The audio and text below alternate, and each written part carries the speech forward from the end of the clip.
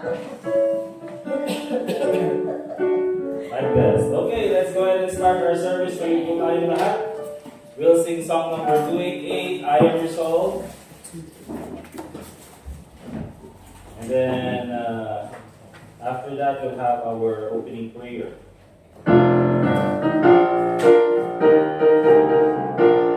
Alright, all together in the first stanza. I am resolved no longer to linger, charmed by the world's delight. Things that are higher, things that are lower, these have alert my sight. I will hasten to Thee, hasten to glad and free. Jesus, greatest, highest, I will come to Thee. I am resolved to go to the Savior, leaving my seed and strife. He is the true one, He is the just one, He hath the words of life. I will hasten to Him, hasten so glad and free. Jesus, greatest, highest, I will come to Thee. I am resolved to follow the Savior, faithful and true each day. Read what He saith, do what He willeth, He is the living way. I will hasten to Him, hasten so glad and free. Jesus, greatest, highest, I will come to Thee. Amen. Remain standing, please. Let's have a word of prayer. Once again, dear God, we thank you for this time na kami pumuli ay nandito sa aming meeting place to learn from your word and to worship you, dear God, and to pray for one another. Panginoon, ikaw po sana ang mabigyan ng kapurihan in everything na gagawin po namin sa oras na ito. And ganoon din po, Panginoon, to the fellowship. We pray, Lord, that ikaw po ang mag-bless the fellowship ng bawat isa. At lalo-lalo na po, Panginoon, sa pangaral ng iyong salita. I pray, Lord, that you will teach us the things na kailangan po namin malaman nang sa ganun po ay magamit namin sa aming buhay bilang mga Kristiyano. And pray, Lord, na ikaw po sana ang muli pong mamuna, hindi lang po sa church na ito, kundi ganun din po sa aming mga tahanan. So we pray, Lord, that your name be glorified in everything we do. And all this pray in Jesus' name, amen. Alright, be seated, please. We'll sing one more song, song number 75, on Jordan's Stormy Banks. Song number 75.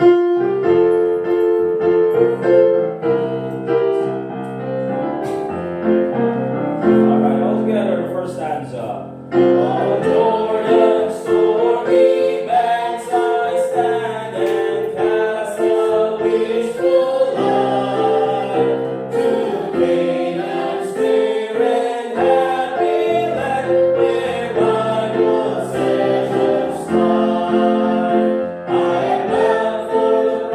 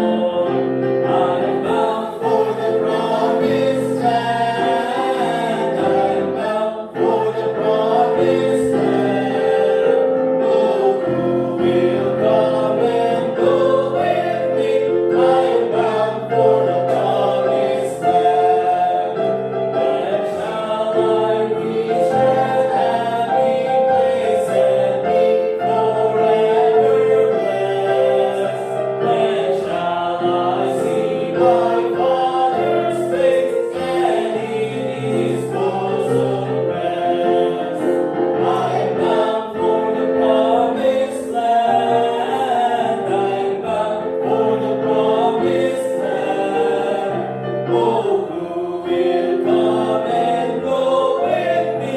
I am bound for the promised land. Amen. Great singing. Let's go ahead po dun sa ating mga announcements and prayer requests. Pwede natin pag-design because we also pray for these announcements, okay? But again, huwag po natin kakalimutan that April 12 po yung ating church anniversary. Let's pray for that. Si Pastor Randy, ang ating guest speaker, of course. But yung Friday before that, April 10, also very important, din yung ating Lord's Supper. Okay, so please be here at that Friday. Nang sa gabi po ay makapag-Lord's Supper tayo bilang isang church. So, please do prepare for that and also pray for that as well. And ganun din po yung May 3, yun po yung ating missions emphasis. Tulad ng sabi ko, we have a guest speaker na Pakistani national at siya ay nag-aral dito sa Pilipinas at ngayon bumalik siya sa Pakistan para magsimula ng kanyang gawain. And based po dun sa mga Facebook page nila or Facebook post nila sa kanilang group ay marami po silang naaabot. Okay? So we want to be a part of that ministry doon sa Pakistan. Alright? Now, doon po tayo mga kapatid sa ating mga prayer requests. Okay? So isipin nyo na kung ano yung mga dapat ipag-pray para may dagdag po natin. Aside from sa ating mga church anniversary and Lord's Supper. But let's continue to pray for God's leading para po sa ating church. Still, ay naghanap po tayo ng lote na pwedeng bilhin. Hindi naman po natin, hindi yun yung pinaka-priority natin. But of course, dito sa place na ito, which is good and very thankful tayo din sa family na nag-allow sa atin na mag-stay dito. But at the same time, we don't want to overstay yung welcome natin. Diba? Kasi syempre, still, this is a private place. Okay? But since andito tayo, let's maximize yung pag-stay natin dito. But at the same time, let's look for God's leading. Okay? So, ipag-pray natin yan. Kung meron kayong alam na property na hindi naman, marami tayong alam na property yung bibili, di ba? Problema yung pangbili. Yung pwedeng makausap. Alright?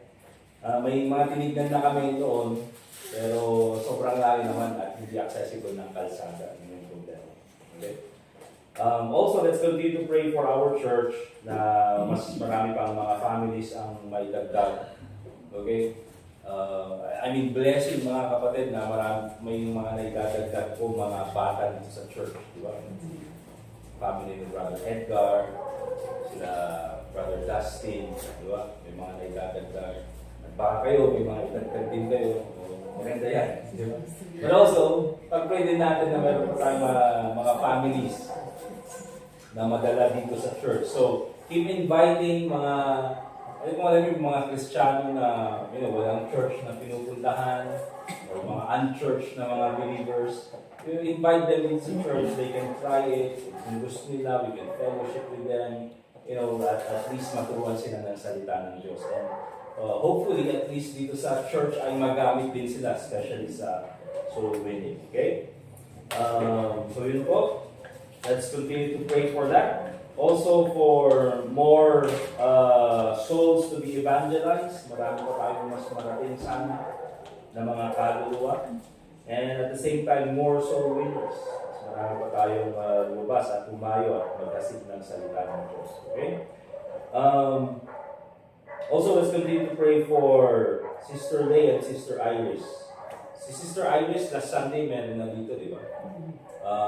Nag-visit ako sa kanila. Hindi ako pumunta doon sa kanilang place mismo, pero pinuntahan ko yung lugar and talagang as in malayo. Tomay, kung nakapunta na kayo ng Tomay. And mula doon sa main road, meron pang pababa, papunta sa kanila. Okay? So, let's continue to pray for them. At least, Lord willing, maka-attend sila ng mga Sunday afternoon. Di ba? Of course, mga kapatid, kung kaya mo natin ng umaga, at least sila afternoon. Ako, afternoon na din ako. Ganun na.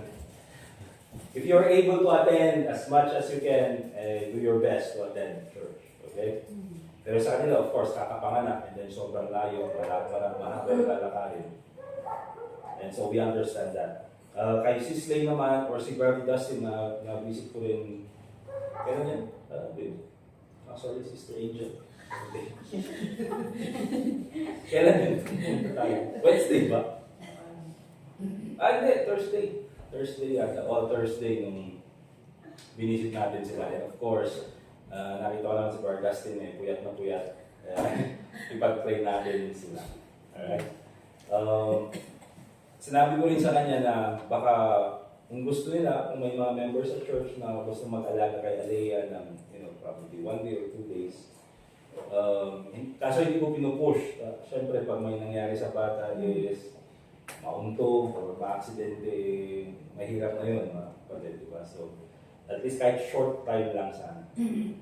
But anyway, yun po, let's continue to pray for them. Yung last Sunday, or yung last Wednesday, I think dinagdag natin, or Sunday ba yun? Yung kina Ma'am Aida, kami na nga bang pa paninti. Sa yung issue work Yes. kaming ka pastor na organization. And then, sa pang-training. Okay po. Maraming places pastor kasi loaded kami ng safety. Okay, so kano din, April? April 1 to 4, sa Buwagan kami.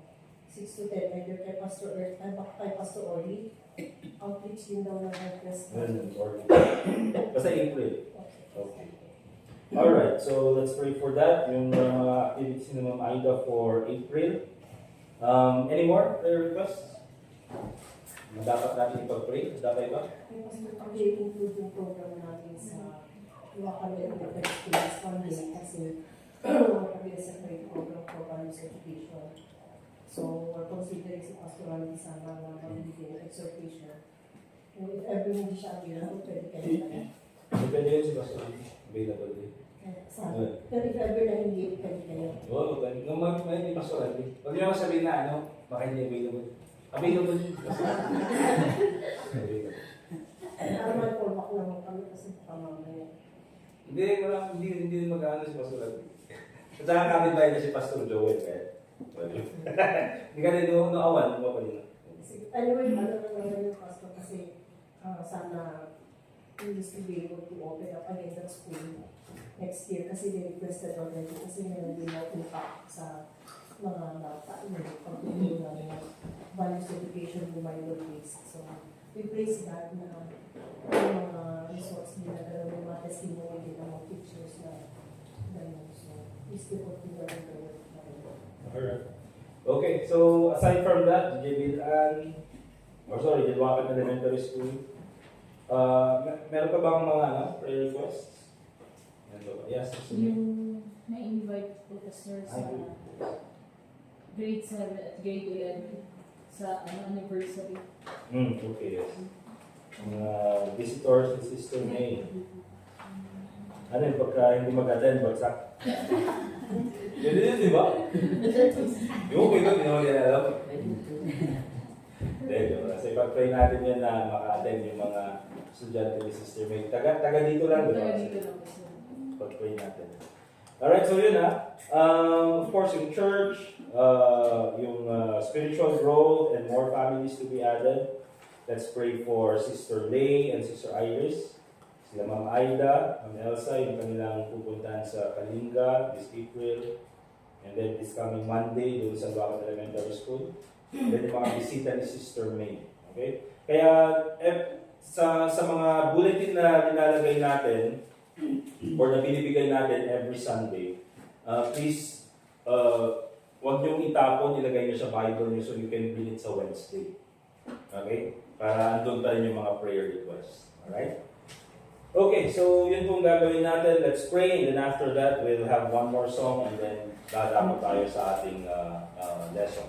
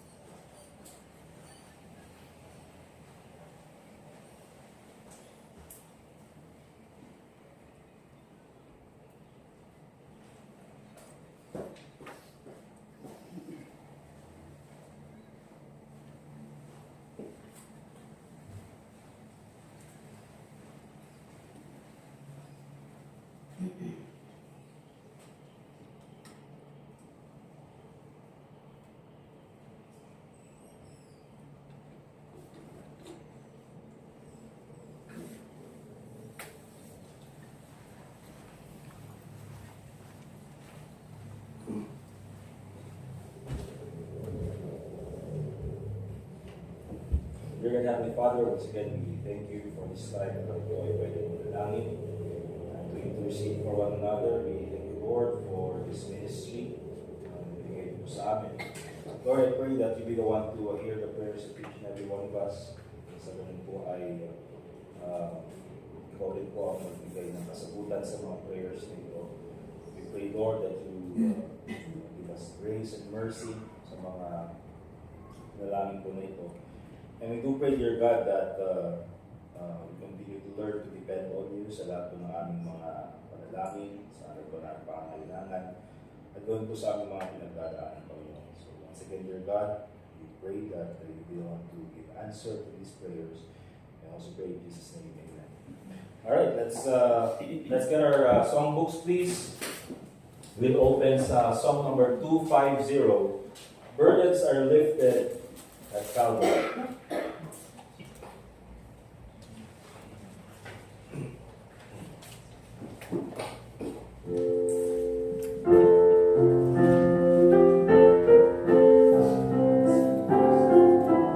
Alright, first times all together. Days are filled with sorrow and care, hearts are lonely and drear. Burdens are lifted at Calvary, Jesus is very near. Burdens are lifted at Calvary, Calvary, Calvary.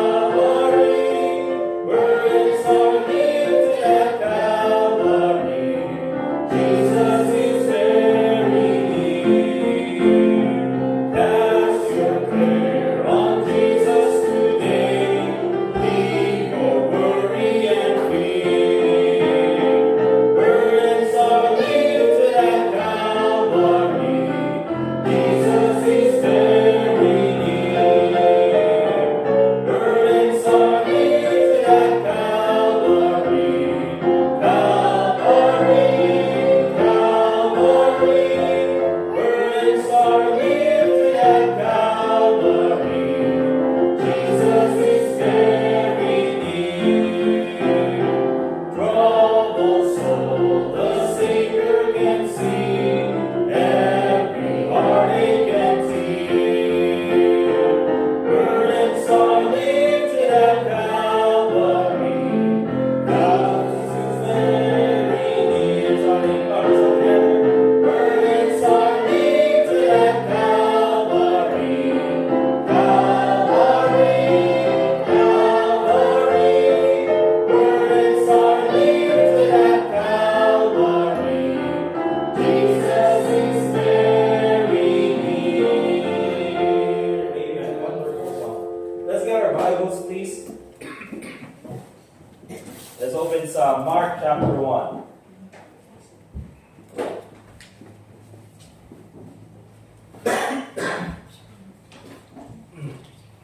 Mark chapter 1. At we'll continue po yung ating huling pinag-aralan about the miracles ni Jesus Christ. And yung last na naging lesson po natin is also found in Mark chapter 1. Before po yung verse 32. Okay, doon sa verse 29 and 30. Kung paano pinagaling ng ating Panginoong Jesucristo through His miracle yung mother-in-law ni Peter.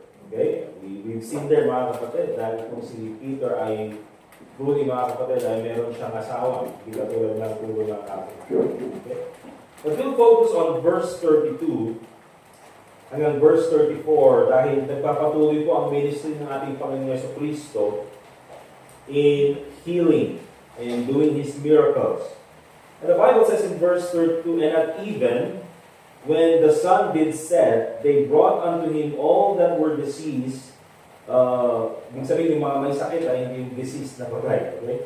Were diseased, and them that were possessed with devils. And all the city was gathered together at the door, and he healed many that were sick of divers diseases, and cast out many devils, and suffered not the devils to speak, because they knew him. So in this lesson, mga kapatid, we'll entitle it An Evening of Ministry. Dahil kahit po doon sa verse 32 sabi ng Bible, at even when the sun did set. Okay? Yung setting nito mga kapatid, talagang gabi na at nagpapatuloy pa rin ang ministry ng ating Panginoong si Kristo. And in this particular miracle, mga kapatid, we'll see here who the Lord Jesus Christ is, how He serves as the Messiah, and the authority na meron ng ating Panginoong si Kristo. Okay, so yung tatlong gusto kong makita natin.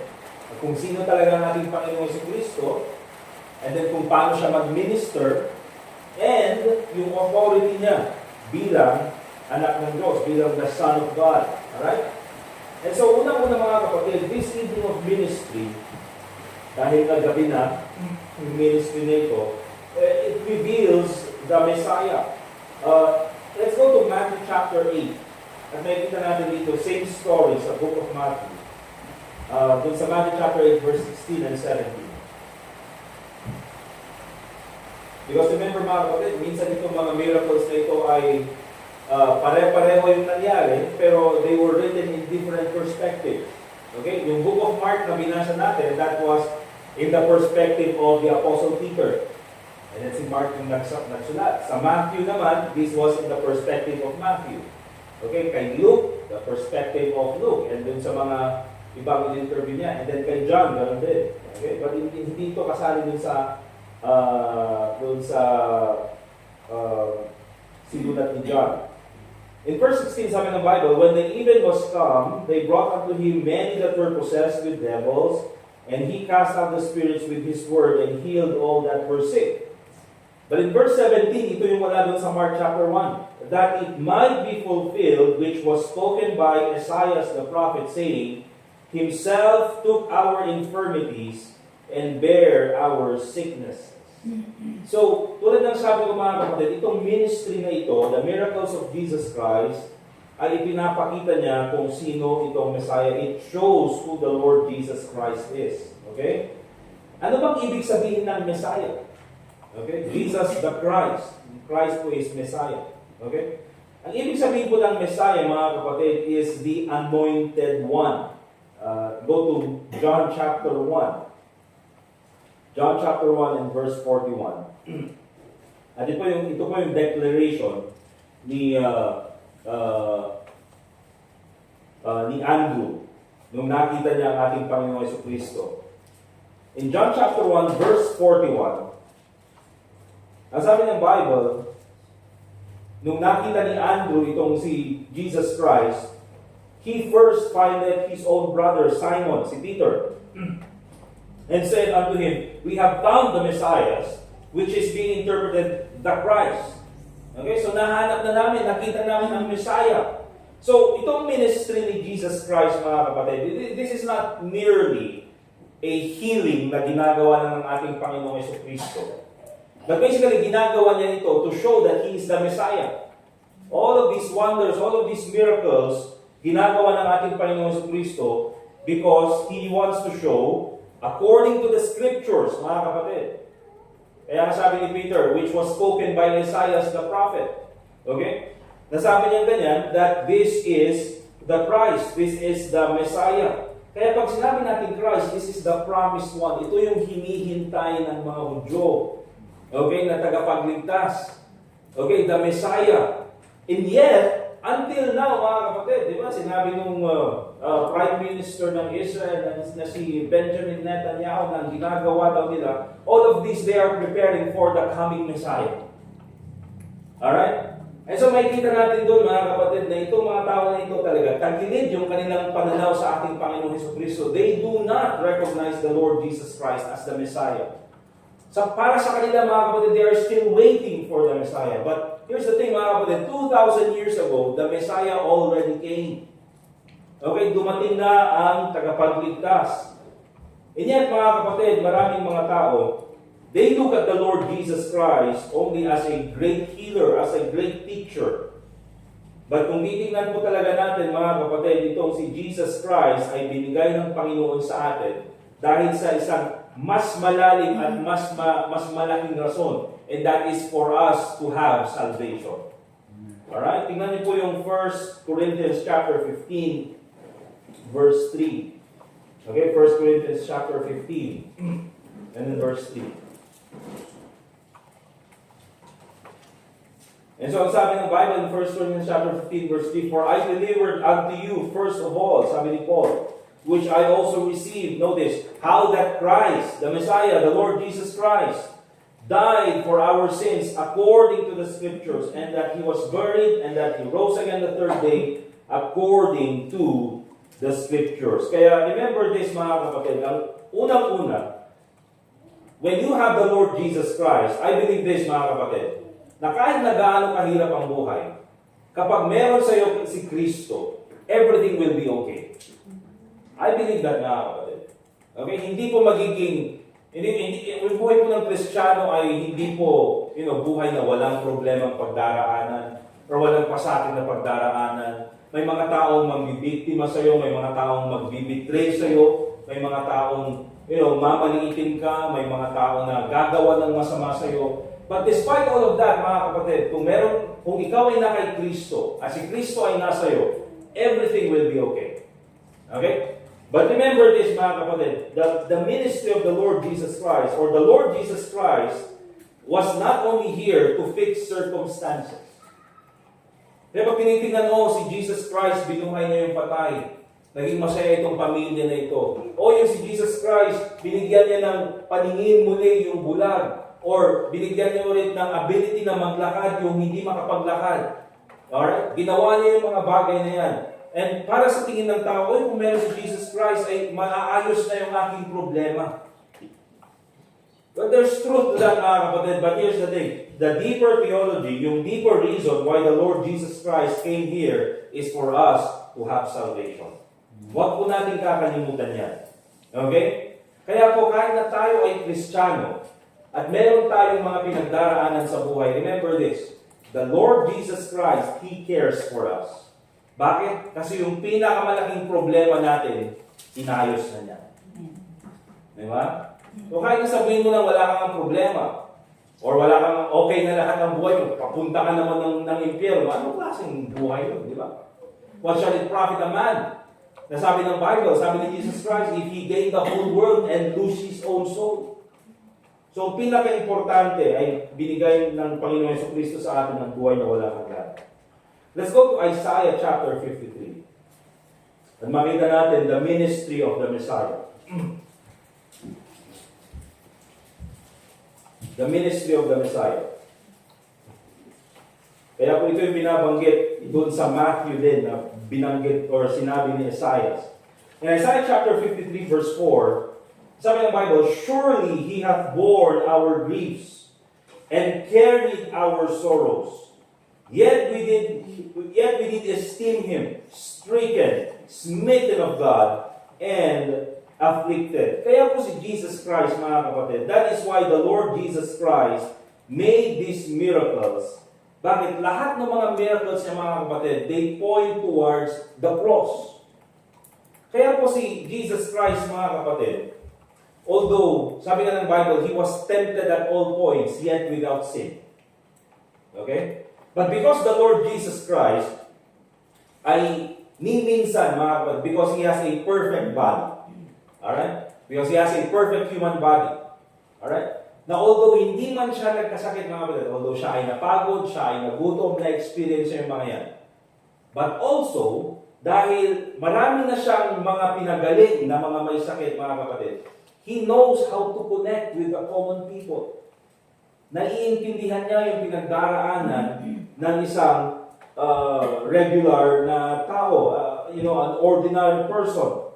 Okay? And so, itong tagapagligtas na ito, itong gumagawa ng mga miracles na ito, all of those things na ginawa niya, at kasama na rin ng ating mga kasalanan, when He died on the cross, sabi ng Bible, He hath borne our griefs and carried our sorrows. Okay? Because remember this, mga kapatid, lahat po ng meron sa atin, kahit po yung mga sakit, the reason why meron tayong sakit is because of sin. Di ba? At kahit nga po tingnan natin, mga kapatid, kahit na sabihin natin wala tayong ginagawang masama, bakit dumating sa akin itong sakit na ito, inaalagaan ko naman, ang ating sarili. Di ba, meron tayong mga kilalang gano'n na, bakit siya pa yung nagkaroon ng sakit? Siya ngayon kumakain ng maayos. Siya ngayon nag-exercise palagi. Pero bakit siya yung nagkaroon ng sakit? Bakit hindi pa ito? Ganun pa tayo. Dapat sana lang sana. But the reason why, mga kapatid, kahit na anong gawin natin, tatablan pa rin tayo ng sakit. Kahit na anong sabihin na natin, supplements na gawin natin, is because the Bible says, as by one man sin entered into the world. Di ba? And dahil dyan sa kasalanan na yan, nagkaroon ng death. That's why we have corruption. That's why meron po tayong mga sakit na nararamdaman. And that is because sin ay pumasok dito sa mundo. But that's the thing, mga kapatid. All of those ay ginawa ng ating Panginoong Jesucristo. He bore our sorrows. He carried our sorrows. Smitten of God, sabi ng Bible, and afflicted. Siya yung naghirap para sa atin. And so the same Savior who healed itong mga may sakit na ito was the one who carried the curse in His own body doon sa cross. Alright? Kaya po remember this, mga kapatid. We'll go to 1 Timothy chapter 6, verse 5. Let's go to 1 Timothy chapter 6, verse 5. Kaya po yung mga miracles na ginagawa ni Jesus Christ. Remember this. The ministry of the Messiah was for Him to do all these miracles and points to show that He is the Messiah, and then later on, siya yung mamamatay sa cross para sa ating mga kasalanan at siya yung muling nabuhay. Ang problema, mga kapatid, sa panahon ngayon, ang daming gumagamit sa pangalan ng ating Panginoong Jesucristo para pagkakitaan. Di ba? Meron yung mga miracle crusade na yan, mga healing na yan, okay, sa mga Pentecostal, lahat ng mga yan. Di ba? Bakit kailangan nilang gawin na negosyo yung mga yan, kailangan magbigay ng donation? Wherein dun sa ministry ni Jesus Christ, hindi po yun naging requirement ever sa ating Panginoong Jesucristo. Lahat po lang nagbigay doon sa ministry ng ating Panginoong Jesucristo, they gave it, mga kapatid, they gave it willingly. Alright? And so, the 1 Timothy chapter 6, verse 5, perverse disputings of men of corrupt minds, and notice this, and destitute of the truth. Alright? Supposing that gain is godliness, from such withdraw thyself. So, ito yung mga tao, mga kapatid, na baliktad yung tingin nila sa ministry. Nakakali nila na kapag ikaw ay isang Kristiyano at ikaw ay, ikaw ay ligtas, ito yung prosperity gospel, mga kapatid. Na parang ang tingin nila, mga kapatid, na kung ikaw ay binibless ng Panginoon, ikaw ay mayaman, ikaw ay may pera, ibig sabihin, you are godly. Okay? Kaya meron tayong mga preachers, meron tayong mga pastor na, ang kailangan nila is yung magarang sasakyan, yung mga magagarang damit, at yung mga magagarang mga bahay. Bakit, mga kapatid? Because they want to show na dahil sila ay nakay Kristo daw, or sila daw ay Kristiyano, ay sila ay binibless. Mga kapatid, that is false advertising. Bakit? Kasi iba po yung example ng mga apostle, iba yung example ni Jesus Christ. Okay? Kaya sabi ng Bible, itong mga tao na ito, these are men of corrupt minds, and notice this, destitute of the truth. Hindi nila alam ang katotohanan. Kasi, paano natin alam na hindi nila alam ang katotohanan? Kasi the Bible says, di ba? Sabi ng Bible, the love of money is the root of all evil, which while some coveted after, they have erred from the faith. Pero itong mga tao na ito, mga kapatid, still sasabihin nila, they suppose that gain is godliness. Mas marami kang pera, ibig sabihin, mas makadiyos ka. Ikaw, na-baptist, wala kang pera, wala kang Diyos. Ganun nila, mga kapatid, sa atin.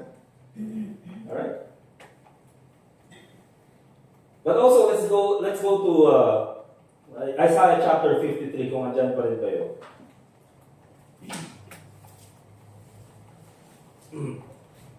Andyan po natin makikita, mga kapatid. Before we go to the second point, bakit the Jews? Why the Jews deny that Jesus is the Messiah? Bakit noong panahon ni Jesus Christ, ayaw nilang tanggapin si Kristo bilang Messiah, that He is the anointed one, that He is the promised Savior, and even until now, ayaw pa rin nila. And remember mga kapatid, in Acts chapter, in the book of Acts, nung nandun yung Ethiopian eunuch, at binabasa niya yung scriptures, at hindi niya maintindihan at pinadala ng Panginoon si Philip para i-explain sa kanila yung scriptures. Ito po yung binabasa ng Ethiopian eunuch na yun. Isaiah chapter 53. Sabi ng Bible, He is despised and rejected of men, a man of sorrows and acquainted with grief. And He hid, and we hid as it were our faces from Him. He was despised, and we esteemed Him not. Si Jesus Christ po yan, sinabi ni Philip doon sa Ethiopian eunuch. Sino ba ito? Sabi ni Ethiopian eunuch, sabi ni Philip, yan ay walang iba kundi ang ating Panginoong Jesucristo. He is none other than the Lord Jesus Christ. And so the Jews, mga kapatid, they don't want to accept that the Messiah is none other than the Lord Jesus Christ. But remember this, mga kapatid. Ang salita ng Diyos po, God gave us His Word para ipakita kung sino talaga ang tagapagligtas. Alright? At kung sino, or yung identity. Because here's the thing, mga kapatid. Yung mga Jews kasi, iba yung expectation nila sa Messiah. For them, they look at the Messiah as a political conqueror. Alright? Kaya even until now, gano'n yung tingin nila, ang Messiah, yun daw ang magliligtas sa kanilang mga kaaway. No, mga kapatid, the Messiah was given to us so that He will save us from our sins. Alright? But still, ayaw nilang tanggapin yung katotohanan niyan. And that is why we preach. In 1 Corinthians chapter 1, verse 23, let me read to you. But we preach Christ crucified unto the Jews a stumbling block. Para sa kanila, ayaw nilang tanggapin. Habang pinapangaral, kahit saan pumunta si Pedro, or even yung mga apostles, especially mga kapatid si Apostle Paul, si Pablo, kahit saan siya lugar na pumunta, he will preach in the synagogue. At sino yung unang nagpo-persecute sa kanya? Hindi po yung mga Greeks, hindi po yung mga Gentiles, it's always the Jews. Alright? Kahit saan po siya magpunta. Unto the Jews a stumbling block, and unto the Greek foolishness. So yan po, mga kapatid. This evening of ministry reveals the Messiah. It's none other than the Lord Jesus Christ. But also, this evening of ministry, tulad ng sabi ko, not only does it show who the Messiah is, but it also shows how this Messiah, how the Lord Jesus Christ ministers. Okay? Kung paano siya nag-minister. This evening of ministry displays the diligence of the Messiah. Okay? Very hard-working ang ating Panginoong Jesucristo. Alright? Bakit mga kapatid? Kasi sabi ng Bible in Mark chapter 1 verse 32, and even in Matthew chapter 8, and at even when the sun did set. Kahit gabi na. Alright? Kahit gabi na at sabihin natin, ito na yung time para magpahinga, ito na yung time para dapat tayo ay mag-relax, ito na yung time para itigil na yung trabaho, pero dahil meron pa rin mga tao, kasi sabi ng Bible, they brought unto Him all that were diseased, and them that were possessed with devils. Maraming taong nangangailangan kay Jesus Christ. And so, hindi pwedeng tumigil si Jesus Christ ng ministry. He needs to continue. You know why? Because there are people in need of Him. Okay? So, Christ ministered even at night. Katulad ng, parang alam niyo sa emergency room. Diba? Tayo nakapunta ng emergency room. Doon sa BGH or kahit na anong emergency room yan, mga kapatid. Kung meron bang palaging bukas na part ang hospital, it's always the emergency room. Dahil yun yung matatakbuhan ng isang taong nangangailangan. Yun yung matatakbuhan ng isang taong may sakit or na-aksidente. It's always the emergency room. At nandun karamihan yung nurse, nandun karamihan yung mga doctors, nandun sila palagi because that is where the need is. And 24 hours na bukas po ang emergency room. Okay? Every time, pagpunta sa emergency room, merong tao, bumabagyo, or meron palaging tao sa emergency room because there are always people in need. At parang ganun po ang ating Panginoon Jesucristo during that time. In this ministry, sa gabing nag-minister ang ating Panginoon Jesucristo. Diba? if you look back doon sa verse 30, okay? Ito, nag-minister ang ating Panginoong Jesucristo. But Simon's wife's mother lay sick of a fever, and anon they tell him of her. And he came and took her by the hand and lifted her up, and immediately the fever left her, and she ministered unto them. Okay? So, nakatapos na mag-minister ang ating Panginoong Jesucristo, and then siya ay nagturo muli, and then later on, nung siguro sabihin natin, siguro mga disciple, pamira, at least, nakapagod naman, ang laki ng nilakad natin, ang dami nating ginawa, ang dami nating tinuruan, ang dami nating tinulungan, pero pamira, hindi pa pala tapos, bakit ang daming dumarating na mga tao? And I believe, mga kapatid, that is how the ministry of the church is. Okay? Ang ministry po ng church, I believe, is that hindi po talaga natatapos. Because there are always people in need. May mga tao sa labas, mga kapatid, unbelievers who need the gospel. And so we need to continue sharing the gospel to them. Alright? And then meron din po mga members ng church na nangangailangan ng encouragement, nangangailangan ng tamang turo, and that's why we always have to edify the saints. Lahat po ng ginagawa natin, mga kapatid, the church always does for others. Does or do? Well, church always do for others. Okay? So yan po. Look at Proverbs chapter 24, verse 30 and 31. I'd like to show this, mga kapatid. Kasi itong ginawa ni Jesus Christ, it just shows, mga kapatid, of course, tayo napapagod, di ba? Tayo ay may mga sariling problema din. Tayo din ay may mga sariling pamilya din na kailangan, pagtuunan ng pansin. But ito si Jesus Christ, mga kapatid, basically, when we take a look at His ministry, wala tayong masasabing excuse. Kahit si Kristo nga, ganun siya magtrabaho tayo pa kaya? Si Kristo nga, mga kapatid, na Diyos, second person of the Trinity, kung ganun siya magtrabaho, dapat ganun din tayo magtrabaho. And so in Proverbs chapter 24, verse 30 to 31, I went by the field of the slothful, and by the vineyard of the man void of understanding. Okay, pumunta ako dun sa garden, sabihin natin, ng tao na slothful. Okay? And by the vineyard of the man void of understanding. And lo, it was all grown over with thorns. Of course, bakit ganun? Bakit ang daming makalat or bakit magulo yung kanyang backyard or yung kanyang garden? Because basically the answer is he is slothful.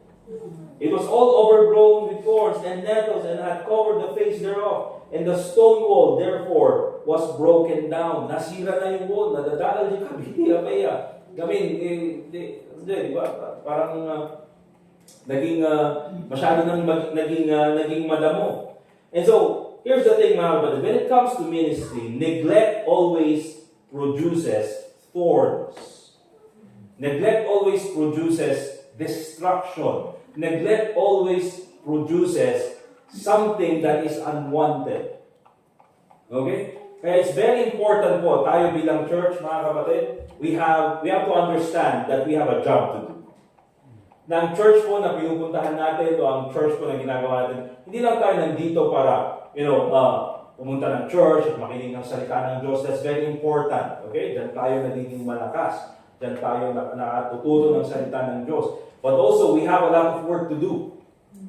Diba? We have to go out and share the gospel.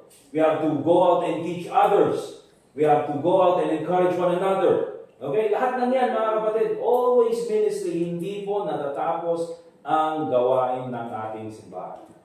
Okay?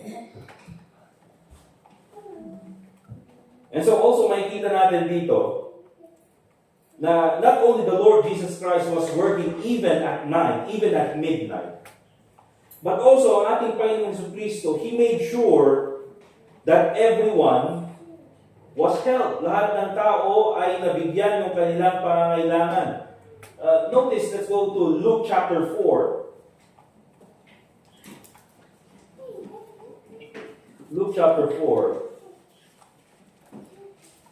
Hindi, doon na tayo sa Mark chapter 1, sorry. Parehas din naman.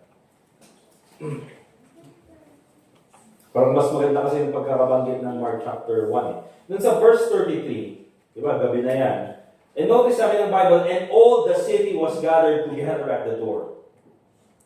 Okay? So hindi natin alam mga kapatid kung gaano ba karami yung dinala na may sakit at demon possessed doon sa ating Panginoong Jesucristo. Pero we can probably estimate or have an idea kung ano ba, gaano karami yung tao na yun. Sabi ng Bible, all the city. Well, imagine buong Baguio City ay nandito sa church natin at kailangan namin ng tulong, pambira hindi matatapos mga kapatid hanggang umaga. But of course, kay Jesus Christ nagawa na yan because He is God. He is the second person of the Trinity. He is the Son of God. Kaya niyang gawin yan mga kapatid. Pero dyan natin makikita na ang ating Panginoong Jesucristo, hindi niya sinabi na, okay, tama na, may cut-off tayo 20 people na pwede kong tulungan ngayon. Hindi po. Ating Panginoong Jesucristo, lahat tinulungan niya. Okay, all the city, sabi ng Bible, every one of them, yun yung sabi sa Luke chapter 4 verse 40. Okay? Basahin ko na lang Luke chapter 4 verse 40. Now when the sun was setting, all they that had any sick with divers diseases brought them unto him, and he laid his hands on every one of them and healed them. Okay? So, ang ating Panginoong Jesucristo, talagang inisa-isa niya. Every one of them. I think, mga kapatid, sa akin lang, ini-imagine ko. Siyempre, naman maminsan kung sinasadot, di ba? For example, ako, meron akong capacity na mag-heal. Nagaduda. Okay, I heal all of you. Kung nagkata, di ba? Tapos na yung problema, tapos na, 10 seconds, tapos na. Alright? Pero si Jesus Christ, although kaya niyang gawin yun, mga kapatid, hindi inisa-isa niya. Alright? Dahil ganun po ang ating tagapagligtas. Ganun po ang ating Savior. Because ang salvation, mga kapatid, is something that you do individually. Alright? Ganun po ang ating Panginoon Jesucristo. He took time na pagsilbihan ang bawat isa. He took time, mga kapatid, na pwede niyang lapitan. At hindi siya yung, ayokong dalhin niyo yun dito, mabaho yung sakit niya. Hindi, mga kapatid, lumapit ang ating Panginoong Jesucristo. Alright? Hindi niya sinabing, we are too busy. But also, mga kapatid, I'd like all of us to understand na ang ating Panginoong Jesucristo, although hindi na siya nandito, or wala na siya dito sa balat ng lupa, siya na nga ay namatay sa cross, inilibingan muling nabuhay. After that, dun sa Day of Pentecost siya ay, or after that, siya ay bumalik sa langit. Di ba? He ascended back to heaven. But also, dito natin nakikita that even though He is in heaven, yung ministry ng ating Panginoong Jesucristo ay nagpapatuloy pa rin. Okay? Patuloy pa rin ang ministry ng ating Panginoong Jesucristo. Kaya pag sinabi natin ministry, to serve, although the Lord Jesus Christ is in heaven, He is still serving. Okay? Well, go to Hebrews chapter 7. Hebrews chapter 7, verse 25.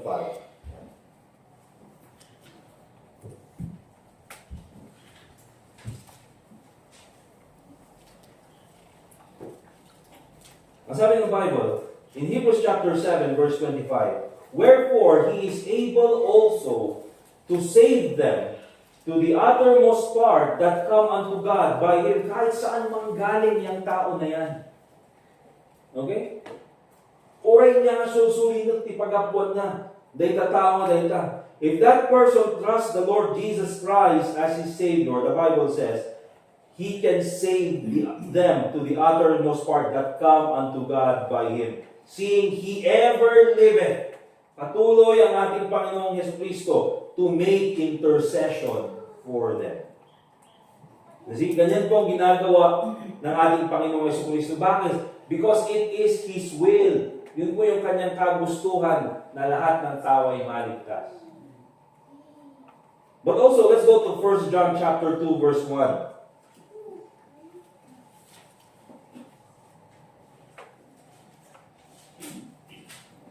Okay? 1 John chapter 2, verse 1. Ang sabi ng Bible, my little children, these things write I unto you, that ye sin not. Okay? So, ang kausap ko dito ni John the Beloved, mga kapatid, ay mga ligtas. Sabi niya, my little children, these things write I unto you, that ye sin not. So, tayo dapat bilang mga mananampalataya, hindi tayo namumuhay sa kasalanan. Amen? Hindi yung kalooban ng Panginoon. Pero ang sabi niya ganyan, and if any man sin, we have an advocate with the Father, Jesus Christ the righteous. So, hindi dapat tayo namumuhay sa kasalanan. We do our best na iwasan ang kasalanan. Pero kung tayo man, mga kapatid, ay mahulog sa kasalanan, hindi po mawawala ang ating kaligtasan. You know why? Isa sa ministry ng ating Panginoong Jesucristo is He's our advocate. Siya ang nagpapatunay. At sinasabi na ito, hindi mawala yung kanyang kaligtasan. Bakit itong tao na ito?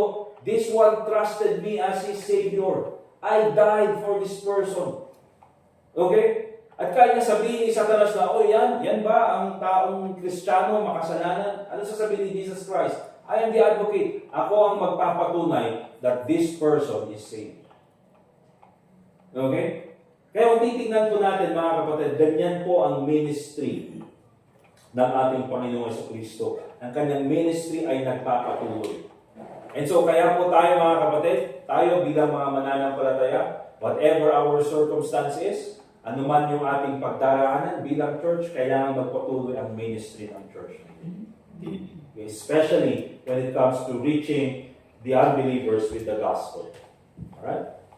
And number 3 na titingnan po natin, ay hindi lang ito pinakita yung kung sino si Jesus Christ as our Messiah. At hindi niya lang pinakita, mga kapatid, kung paano siya mag-minister. At dapat natin tularan yung kanyang pag-ministry. But also, mga kapatid, ay makikita natin dito is the authority of the Messiah over devils. Okay? Kasi isa sa mga dinala kay Jesus Christ ay hindi lang yung mga mansakit, but also those who are possessed with devils. Look at Luke chapter 4, kung nandiyan kayo sa verse 40 and 41. Ang sabi ng Bible, now when the sun was setting, all they that had any sick with divers diseases brought them unto him, and he laid his hands on every one of them, and he healed them. And devils also came out of many, crying out and saying, Thou art Christ, the Son of God. And he, rebuking them, suffered them not to speak, for they knew that he was Christ. Okay? So may kita natin dito, mga kapatid, yung authority ng ating Panginoong Jesucristo. That in this evening of ministry, ito ang nagpatunay, nakita ng mga disciples that this is the Messiah. Because not only He is able to sick, to heal those who are sick, but also, He is able to cast out those who are possessed with devils. At hindi lang yan. Paglabas ng mga demonyo, or even kahit na nandyan at nagsasalita pa yung possessed. And of course, pag nagsasalita yung possessed, hindi talaga yung tao nagsasalita, yung devil, yung demonyo. Kaya niyang patahimikin. Because that is the authority of the Lord Jesus Christ. Okay? And so, titingnan po natin dito, look at James chapter 2, verse 19. Okay? Because this shows, mga kapatid, that Jesus Christ is Lord over them. The devils knew exactly who Jesus is. Ano yung sinabi nila nung lumabas sila sa katawan ng mga tao? Thou art Christ, the Son of God. Alright? So, kilala nila kung sino si Jesus Christ. But remember this, mga kapatid. Itong mga tao, itong mga demonyo na ito, katulad ng sinasabi ng iba. Okay? Remember, these demons can never be saved. Kaya oftentimes ito yung ginagamit kasi na verse ng mga naniniwala sa work salvation. Sabi na, Thou believest that there is one God, thou doest well, the devils also believe and tremble. Diba? Kayo sinasabi nyo, maliligtas kayo pag nanampalataya lang kayo kay Kristo. Alright? Ligtas na kayo. Pero bakit itong mga demonyo nga naniniwala din sila? Alright? And oftentimes, yung sasabihin nila sa atin na, kaya dapat, pag ikaw, hindi ka lang dapat manampalataya, dapat sundin mo rin yung 10 Commandments, or dapat gumawa ka rin ng mabuti, or kailangan gawin mo ito para ikaw ay maligtas. Mali po mga kapatid, because unang-una, kahit na sinasabi ng James chapter 2 verse 19 that the devils also believe and tremble, yes, they believe mga kapatid that Jesus Christ is the Son of God, but they can never be saved because hindi po namatay si Kristo para sa mga anghel. Hindi po namatay si Kristo para sa mga demonyo, namatay si Kristo para sa mga tao. Para sa mga taong makasalanan. Because remember mga kapatid, ang tao po, tayo po ay nagkasala because Adam and Eve were tempted by the devil. Andiyan po yung temptation ni Satanas. But remember this, ang kasalanan po nagsimula kay Satanas. Okay? Hindi po nagsimula sa tao, it started with the devil himself. Okay? Kaya marami pong mga tao, although they are religious, and although they know who the Lord Jesus Christ is, yet remember mga kapatid, they still trust in their good works or even their religion to save them. Hindi po sila ligtas. Okay? Kahit nasabihin na, nananampalataya ako kay Jesus Christ. Pero of course, kailangan mo pa rin gawin ito. Hindi po mga kapatid, hindi mo pwedeng haluan ang grace ng works. Okay? Kasi pag hinaluan mo ng works, yung grace, ibig sabihin, works na yun. Let's go to Colossians chapter 1, verse 16. At bakit natin nasasabi mga kapatid, na kayang gawin ito ng ating Panginoong Jesucristo? Kaya niyang patahimikin kahit yung demonyo. Because of course, God is the creator of all things. Okay? Siya ang nag-create ng itong mga demons na ito mga kapatid. Dati silang mga anghel. Alright? Kaya nga sabi doon, the devil and his angels. But in Colossians chapter 1 verse 16, for by him were all things created that are in heaven and that are in earth, visible and invisible, whether they be thrones or dominions or principalities or powers, all things were created by him and for him. Kasali na po yung mga demonyo mga kapatid. They were created as angels. Ang purpose ng Panginoon why He created these beings is to serve Him. Pero dahil sa kasalanan, they were corrupted. Okay? And that is why even the Lord Jesus Christ can command these devils, these demons, na layasan yung possessed or patahimikin. Kaya niyang gawin yan mga kapatid because He is Creator. Alam nila yan. Alright? Christ commanded them to be quiet. Okay? Kaya nga unang-una mga kapatid, it's very important. Let's go to Deuteronomy chapter 18. Na tayo bilang mga Kristiyano, huwag nating sabihin na, huwag nating sabihin na, ako, Kristiyano ako. Ako, ligtas na ako. Kaya-kaya ko si Satanas. Hindi mo kaya si Satanas. Okay? Hindi mo kaya si Satanas. Alright? The reason why nakakayanan mo si Satanas ay dahil sa ating Panginoon. Okay? Pero kung ikaw, kakalabanan mo si Satanas, at ikaw lang, mga kapatid, hindi mo kaya. Kaya hindi po dapat tayo, we do not delve with this. Alam niyo yung mga sabihin na natin mga evil instruments of the devil. For example, nandyan yung mga anting-anting. Ewan ko sa inyo mga kapatid, I think wala naman ng mga anting-anting dito sa atin. No? Alright? Baka yung mga buwisin, may mga anting-anting pa kayo dyan. Yung mga bracelet nyo na may, di ba, may mga incantation, mga horoscope, or kahit sa mga bahay mga kapatid, yung mga feng shui na yan. Uy, papatay tayo ng church. Paano? Pa-feng shui na yan. Huwag yung bibilin to, pina-feng shui ko to, hindi maganda yung pasok ng swerte dito. Wala eh. Di ba, masyadong malakas yung hangin dyan. Ano, huwag na mga feng shui. Di ba? Pagpapatay tayo ng bahay, huwag daw magkatapat yung front door and back door. Bakit? Mabilis lalabas yung swerte. Diba? Hindi tayo naniniwala sa mga ganun. We don't believe in charms. Hindi tayo naniniwala sa horoscope, witchcraft, okay, yung mga spiritista. All of those things, hindi po tayo naniniwala because in Deuteronomy chapter 18, verse 10, sabi ng Bible, or hindi dapat natin ginagawa. Because the Bible says, there shall not be found among you anyone that maketh his son or his daughters to pass through the fire, or that useth divination, mga ganyan, or an observer of times, horoscope, okay, astronomy, or an enchanter or witch, or a charmer, or a consulter with familiar spirits, or a wizard, or a necromancer, for all do these things are an abomination unto the Lord. Okay? That's why huwag natin sabihin na okay lang gawin natin, Kristiyano naman na tayo. Hindi po, hindi nakakalugod sa Panginoon. At ang masama dyan, mga kapatid, kahit nasabihin natin, alam naman natin na hindi dapat natin ginagawa yan.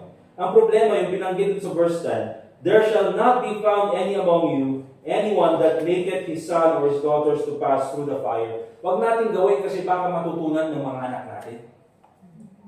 Or matutunan yan ng mga bata sa loob ng church. Diba? Ay, Kristiyano, ganun pala, pwede palang gawin yung mga yun. Hindi po, mga kapatid. It is not good. Alright? But also, let's go to 1 John chapter 4, verse 1. And I'd like to add this doon sa part na pwedeng patahimikin ng ating Panginoon itong mga demonyo na ito. Okay? Because remember this, ang sabi ng mga demonyo nung nandun sila kay Jesus Christ, okay? Or nandun sila sa mga possessed na mga tao, mga sinapian nila ng mga tao. Sabi nila, nakita nila si Jesus Christ, Thou art Christ, the Son of God. Okay? So kahit yung demonyo, alam niya yung truth na yun. Alam niya yung katotohanan na yun. But remember this, mga kapatid, sa panahon po natin, kahit yung demonyo, alam niyang banggitin yung mga katotohanan na yan. Alright? That's why it's very important na although yan yung mga napapakinggan natin, kailangan alam natin kung saan nanggaling yung source. Alright? Kasi even in our time, look at 1 John chapter 4, verse 1. Beloved, believe not every spirit, but try the spirits whether they are of God, because many false prophets are gone out into the world. Ang problema po sa false prophet talaga, mga kapatid, at meron tayong alam ng mga false prophet, of course, sila Kibuloy, and yung mga kulto na mga pinatayo ng mga false prophet na yan.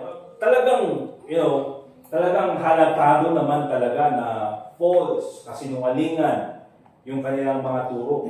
Pero ang pinaka nakakatakot talaga, but even kahit po yung mga kulto na yan, marami silang naluloko. Kasi ginagamit nila yung mga salita na ginagamit din natin. They believe Jesus Christ is the Son of God. For example, si Apollos, Kibuloy. Ang problema nga lang, mga kapatid, siya na ang nag-replace kay Kristo. Talagang literal na anti-Christ. Alright? Kahit po yung mga iba, they use the same words. Pero ang pinaka nakakatakot or ang pinaka delikado, mga kapatid, is yung mga preachers that they use the same words, they use the same verses that we use, but they will lead you into the wrong salvation. Diba? Kaya tayo bilang mga mananampalataya, dapat alam talaga natin yung sinasabi ng salita ng Diyos. Kasi sabi ng Bible, Beloved, believe not every spirit. Huwag kayong basta-basta na lang naniniwala sa lahat ng mga napapakinggan. Especially ngayon, sa Facebook, sa YouTube, nakala natin, ito yung tama, ano yung mga aral nito. Yun pala, iba, mga kapatid. Kaya sabi niya, but try the spirits whether they are of God. Kailangan yung i-test kung yung sinasabi ng preacher na yan ay talagang galing sa salita ng Diyos. And how do we test that? We test that by the Word of God. Diba? Hindi mo siya pwedeng i-test na, ito maraming member, totoo siguro ito. Ito may doktor doon sa kanyang pangalan, totoo siguro ito. Hindi po, mga kapatid. Ito matagal ng pastor, totoo siguro ito. Ito, marami siyang talagang magaling mag-aral, magaling mag-English. Totoo siguro ito. Hindi po yun yung batayan. Ang batayan po is yung salita ng Diyos. Dahil kahit na maraming member, or kahit na doktor, kahit may doctorate, or kahit na matagal ng pastor, pero kung yung salita ng Diyos, or yung kanyang pinapangaral ay taliwas sa salita ng Diyos, he is a false preacher. Diba? Especially mga kapatid sa salvation. Meron po yung mga parts, o meron po yung mga times na yung preacher ay nagkakamali. Siyempre, tao yan. Nagkamali. Imbis na banggitin ni ito na yung art na ginawa ni Abraham. False teacher. Hindi naman yung diba? Nagkamali yun. Pero kung yung talagang tinuturo ng mga kapatid is yung kaligtasan by good works, or kaligtasan by baptism, kahit na ang daming miyembro, kahit na malaki yung ministry, mga kapatid, hindi po yan sa Diyos. Sa demonyo po yan. Amen? And so, we must handle the truth by God's Word. Okay? Kahit po si Satanas, kaya niyang gamitin yung mga salita niya. But, he will only lead people to hell. And so yan po yung makikita natin dito sa ministry na ginawa ni Jesus Christ, who He is as the Messiah, kung paano siya manilbihan, how He ministers, talagang very hardworking, very diligent, and also yung kanyang authority over devils. Okay? And that is what we see here sa miracle na ito. And later on, next Friday, we'll go to another miracle. Okay? Let us pray. Dear God, Heavenly Father, once again, we thank you for this time na kami po ay nakapakinig muli ng iyong salita. Lord, once again, we thank you for the example na binigay ng aming Panginoon Kristo, how to minister to others. Thank you, Lord, that binigay niyo sa amin ang iyong salita na nagiging nasandigan po namin at dito po namin nahanap ang katotohanan. Lord, I pray that as we continue serving you, we pray, Lord, that you continue to give us the strength that we need and the wisdom that we need, to avoid false teaching, and also, Lord, to see the truth. And I pray, Lord, na tulungan po kami ng halin ng iyong salita. At sa lahat po ng aming gagawin, Panginoon, ikaw po mabigyan ng kapulihan. Lalo-lalo na po, Panginoon, sa offering na aming ibibigay sa oras na ito. I-bless mo po ang mga mabibigay. And nawa po ito ay magamit po sa iyong kalulakihan. And also pray in the Lord Jesus Christ. Amen. Alright, we'll proceed po doon sa ating offering. Ngayong gabi nito, Guardian Mark sa Kangklangan. Okay, so naipag-pray ko na po, and ibigay na lang natin yung mga offering natin this evening.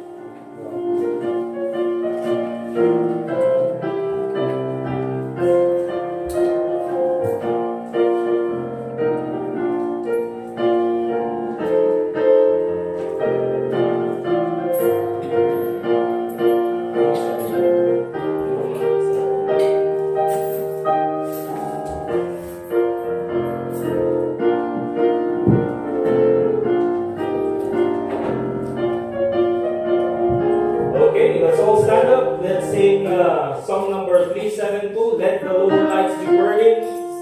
Okay, so reading natin bukas is 9 a.m. Kung sa mga maaga na pupunta, okay lang. Walang problema. Brother, wala sila birthday. So, umuwi na daw sila. Aga pa, let's check it. Okay, so okay lang. Alright, but yung mga nila 9 a.m. And then after this, we'll have Brother Larry to lead us out in closing prayers. Okay, first time is all together. Rightly means our Father's mercy, promised life has evermore. But to us He gives the keeping of the lights along the shore. Let the lower lights be burning, send the gleam across the way. Some poor fainting, struggling seaman, you may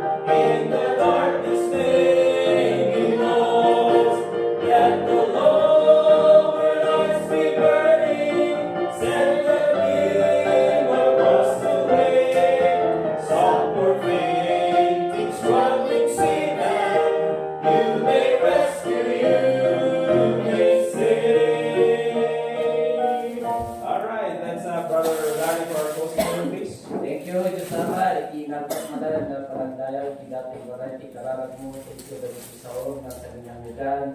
Thank you tada ka na naayat nga mangkatarabay, susuro ka na kami dali tinubol nga rami kami. Hindi siya naman dahil tunay nga kami manan panagsinasina kada kadi nga gising na kami tanya mga tugad tidala niya nga makadamang kami ibalbalay. Dahil imanti kami ita, ang dapat yung kararat ka tinalang ta kami Isos. Amen.